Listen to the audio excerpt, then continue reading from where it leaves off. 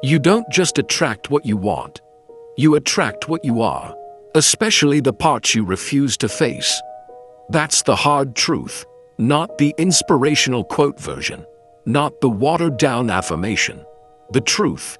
You keep attracting people who hurt you, not because you're broken, not because you're weak, but because part of you is still familiar with the pain.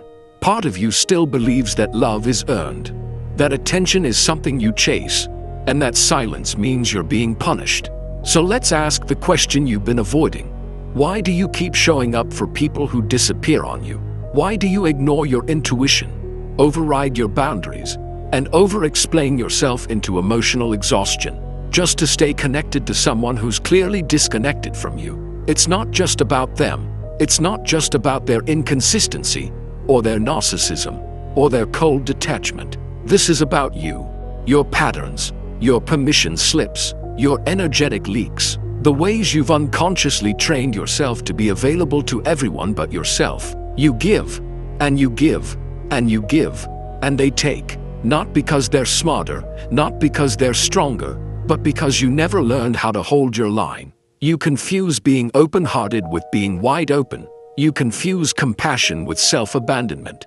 You confuse being chosen with being useful. Let's stop sugarcoating this. If your kindness requires you to bleed for people who wouldn't even offer you a bandage, it's not kindness, it's conditioning. You are conditioned to believe that your worth is transactional, that if you say the right thing, text back fast enough, stay soft enough, or prove your loyalty long enough, someone will finally stay. But here's the reality. No amount of emotional labor will make someone love you with the depth you're starving for, especially when you're not even loving yourself with that same depth. So why does this keep happening? Why do you keep attracting people who cannot hold your heart? Because you haven't yet looked at the parts of yourself that are still afraid to hold your own. Carl Jung called this the shadow.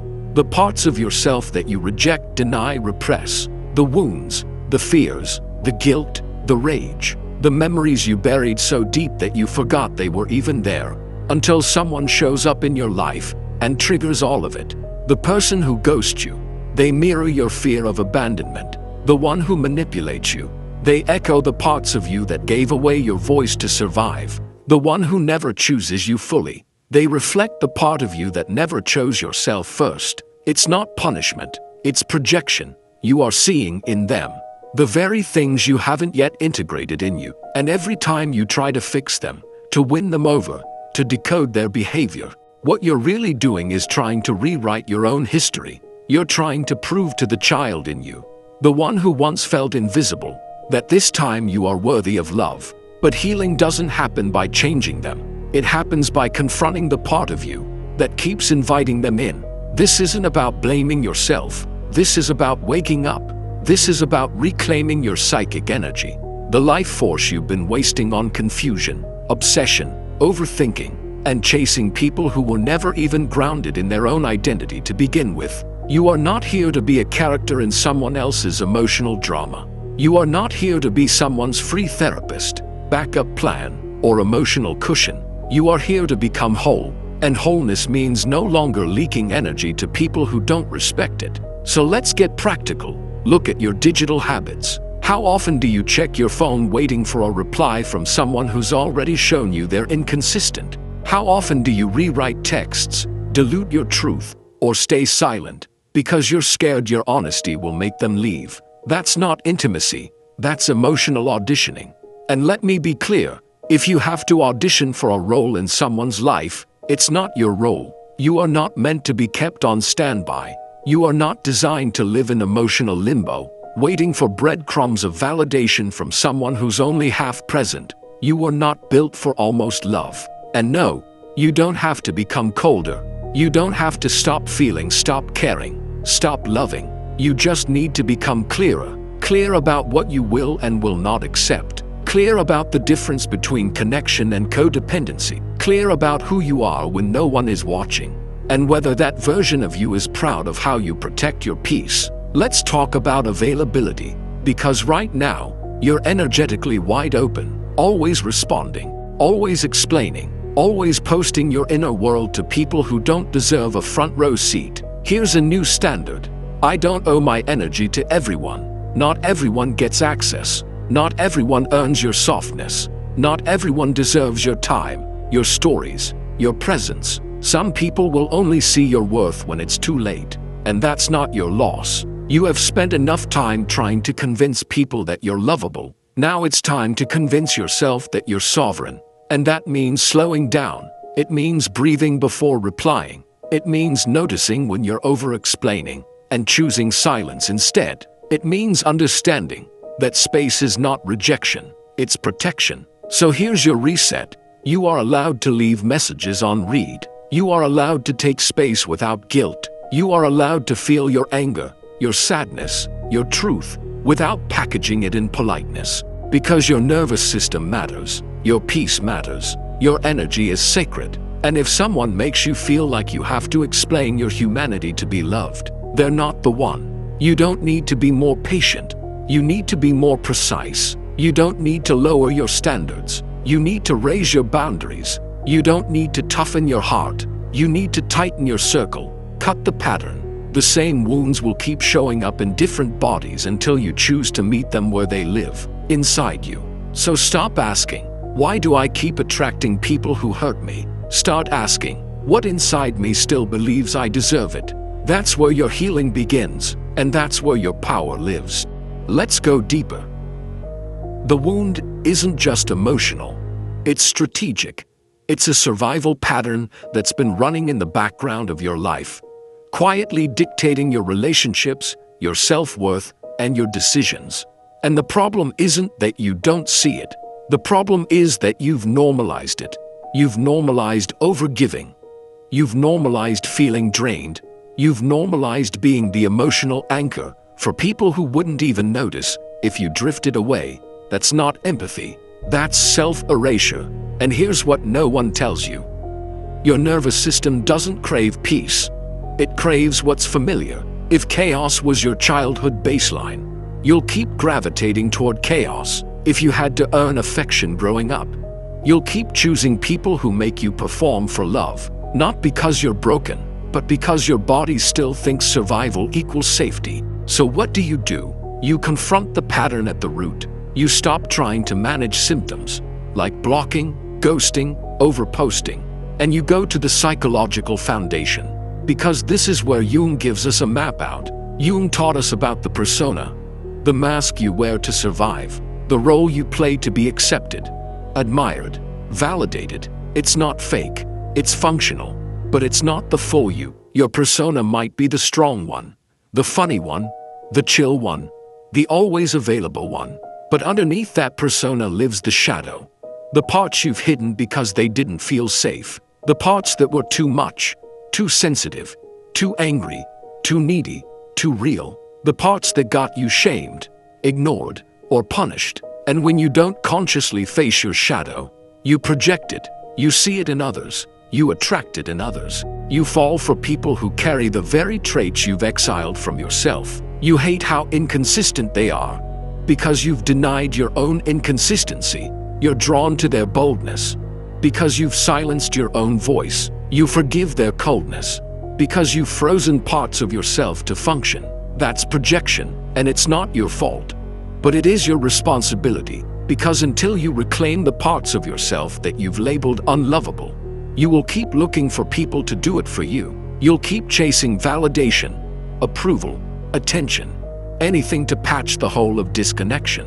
But no one can fill what you've abandoned. This is what Jung meant by individuation. The process of becoming whole by integrating the persona and the shadow, by meeting yourself fully, by choosing self-honesty over performance, by facing the truth, even when it burns. And that truth might sound like this. I've been abandoning myself to avoid being abandoned by others. I've been saying yes to stay light. Not because I truly wanted to. I've been calling it love, but it's been fear the whole time. Good. Now you're awake. Now we can talk about reclaiming your energy. Start by noticing where it leaks. Do you compulsively check your phone after sending a message, waiting for a reply like it's a lifeline? Do you feel anxious when you haven't posted anything, as if disappearing means being forgotten? Do you explain yourself too much, like you're trying to convince someone not to leave? That's psychic energy draining out of you. Fast. And when you're drained, you can't choose clearly. You default to patterns. You accept crumbs. You start bending to avoid conflict. Instead of standing to protect your core, it's time to hold your line. That means knowing the difference between reaction and response. Reaction is impulsive. It's fear-based. It's a reflex from the wound. Response is intentional. It's grounded. It's rooted in clarity. So here's the challenge. The next time you feel the urge to text back immediately, pause. The next time you feel the need to explain your boundary, stop. The next time you feel that ache of being misunderstood, breathe. You don't need to be understood by everyone. You need to be respected by yourself. Let's make that a standard.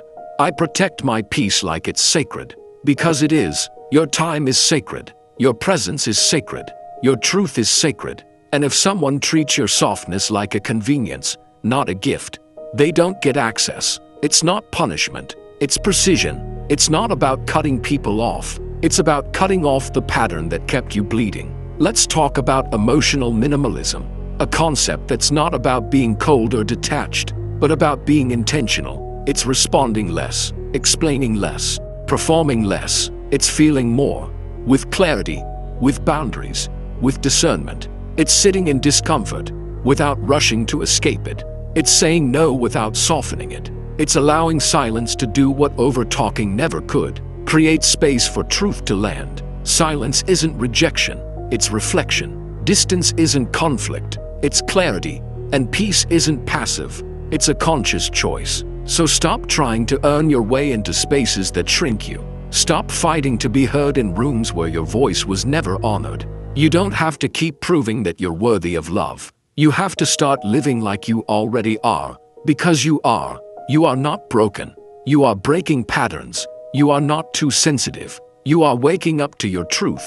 You are not too much. You've just been around people who were never enough for your depth. Let that land. Then let it lead you. Because once you start living from this place, from wholeness, not hunger, everything shifts. You stop needing others to fill the void.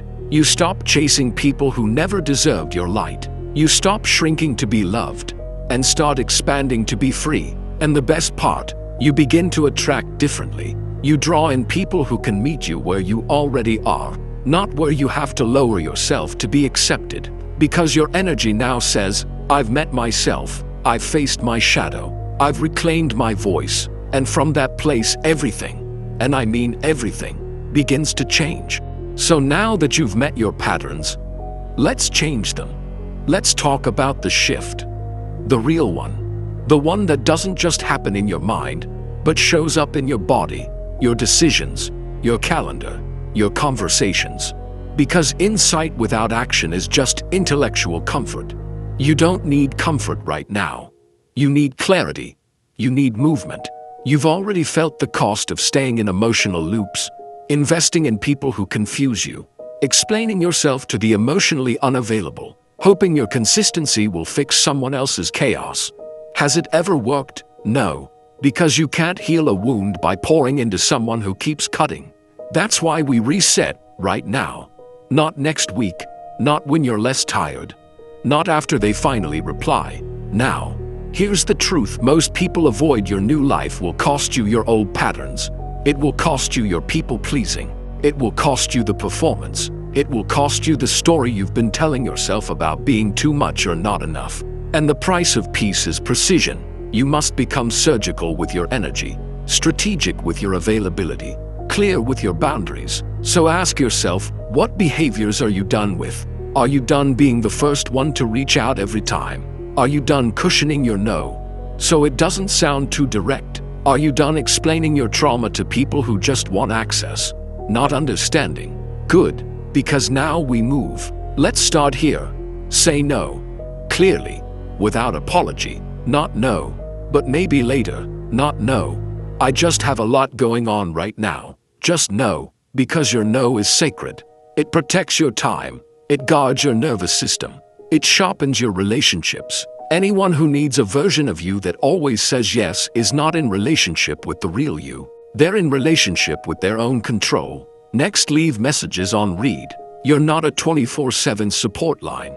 You don't owe people instant access to your thoughts, your time, your presence. Delayed responses are not rude, they're regulated. Train people to respect your pacing, or they can go talk to someone else. Another shift: don't perform connection, live it. If it's not mutual, it's manipulation. If you're always giving, always checking in, always adapting, it's not a relationship, it's emotional contortion. Connection without reciprocity is not a bond, it's a drain. So pause and ask yourself, am I doing this from truth or from fear? Am I expressing love, or am I trying to be enough for someone who hasn't even chosen me? If it's not rooted in mutuality, it's a performance, and you don't need to perform anymore. You need to remember who you are, because every time you choose alignment over approval, you rewire your worth. You send a signal to your unconscious: I no longer need external validation to feel whole. That's how the shift happens, not in dramatic moments, but in consistent decisions, small things. You stop checking your phone first thing in the morning to see if they messaged you. You stop editing yourself in conversation just to stay likable. You stop tolerating emotional crumbs just because they feel familiar. And this doesn't mean you become cold or hard. It means you become whole. You reclaim your full range, your softness, your fire, your boundaries, your silence. And when someone asks for more than you have, you don't bend, you breathe. You say, this is what I have. If that's not enough, that's okay. But I won't overextend myself just to stay chosen. Because love is not a transaction, it's a resonance. And the right people won't need to be convinced. They'll feel it. They'll see you. They'll honor your truth without needing to distort theirs. This is where Jung's idea of individuation becomes real, not just as a concept, but as a practice. Individuation is becoming who you really are, not who you've been taught to be. It's unhooking from the identity that was designed to get approval, and stepping into the self that's anchored in truth. And it will cost you. You will lose some connections. You will outgrow some environments. You will become too much for some, and not enough for others. Let them go, because anything built on your suppression is not your home. Any connection that demands your silence is not your circle. Any relationship that thrives on your overfunctioning is not your future. This is your new filter. If it costs my peace, it's too expensive. If it demands my self-abandonment, it's not love. If it confuses me more than it grounds me, it's not alignment. You don't need to explain this to anyone. You just need to live it, because your energy is your message. It tells the world what you tolerate. It sets the tone before you speak. It draws in what matches your frequency. And when you shift, when you truly shift, the people who once felt magnetic will feel misaligned. The cycles that once kept you stuck will feel unnatural. The drama that once made you feel alive will now feel like noise. And in that silence, you'll start to hear something new. Your voice, the real one, not the edited one, not the people-pleasing one, not the over-apologetic, overly filtered, constantly shrinking version, the real one. And when that voice speaks, don't ignore it, don't minimize it, don't second-guess it, trust it, because it's not just a voice, it's a compass, and it will lead you away from pain disguised as passion. It will lead you away from chaos dressed up as chemistry. It will lead you away from performance labeled as partnership. And it will lead you home, to the part of you that no longer needs to attract hurt, just to feel something. Because now, you feel everything, fully, clearly, consciously. And that's not weakness, that's power. Power isn't always loud. Sometimes, power is a quiet decision made alone, in the dark, with no applause. When you finally say to yourself, I'm done begging for clarity from people who thrive on your confusion. Done shrinking to fit into stories that weren't written for you. Done mistaking intensity for intimacy and inconsistency for love. That's where your life changes. It doesn't begin with some external shift. It begins with an internal standard, a line in the sand. I don't betray myself anymore. Not for attention, not for love, not for belonging. Because the moment you betray yourself to keep someone else, you lose you. And what's the point of being loved by someone else if you're constantly abandoning your own soul in the process? You don't need to keep proving you're worthy. You are. You don't need to keep chasing people to validate your truth. It's valid already. And you don't need to keep living inside emotional loops just because they're familiar. Familiar doesn't mean safe. Loyalty doesn't mean self-sacrifice. And love, real love, never asks you to vanish to be worthy of it. Let's be clear, you keep attracting people who hurt you because part of you still believes you deserve it, or that you can fix it, or that this time will be different. It won't. Not until you are different. Not different in your core, but different in your standards, different in your pacing, different in your silence, different in your internal boundaries, the ones no one sees, but you feel every time you say yes when you mean no. Because the moment you stop arguing with yourself about whether your feelings are valid, everything shifts. That's how you break the cycle, not by becoming cynical, but by becoming sovereign, not by building walls, but by learning how to hold your line. Holding your line means you don't text just because you feel anxious. You don't chase just because you feel abandoned. You don't over-explain just to earn compassion. You breathe, you sit with it, you own it. You protect your energy the way you wish others had protected your heart, because now, it's your job, not theirs. And maybe, for the first time, you stop asking, what's wrong with me? Why do they always leave? Why am I not enough? And you start asking better questions. What parts of me have I been outsourcing? Where have I traded truth for approval? How would I show up if I truly trusted my own value? Because the truth is, you don't attract what you deserve. You attract what you allow, and you allow what you believe you're worthy of. So raise your worth internally. Let it be your quiet, unshakable center. Not a performance, a presence. One that says, I'm no longer available for confusion. I'm no longer the emotional sponge for people who can't hold space for themselves. I don't tolerate emotional volatility disguised as passion. You don't even need to announce it. Just embody it. The right people will feel it. The wrong ones will fall away, and the noise, it will finally quiet down. And in that silence, you'll start to hear yourself again, your real self, the one you buried under performance, the one you muted to keep the peace, the one you edited to stay liked. She's still there, he's still there, you're still here, not broken, just ready to live unhooked from the people who trigger your trauma, ready to choose slow, clear, intentional connection. Ready to stop over-functioning for people who undercommit, and most of all, ready to meet yourself at the level you've been begging others to meet you at. This isn't the end of your softness, it's the beginning of your strength, because clarity is love, boundaries are love. Walking away when something misaligns, that's not abandonment, that's devotion to your healing, to your peace, to your power. So let this be your new baseline. I am not reacting, I am choosing. I don't explain my worth, I live it. I protect my peace like it's sacred. No more emotional negotiations with people who can't even hold themselves accountable. No more shape-shifting to stay in rooms where your truth is too loud. No more waiting for someone else to validate what your body already knows. If it feels like chaos, leave. If it feels like emotional labor, pause. If it feels like shrinking, stop. You've already done the work of survival. Now it's time for sovereignty. No more cycles, no more confusion, no more crumbs. You don't attract what you deserve until you start living like you do. And now, you do.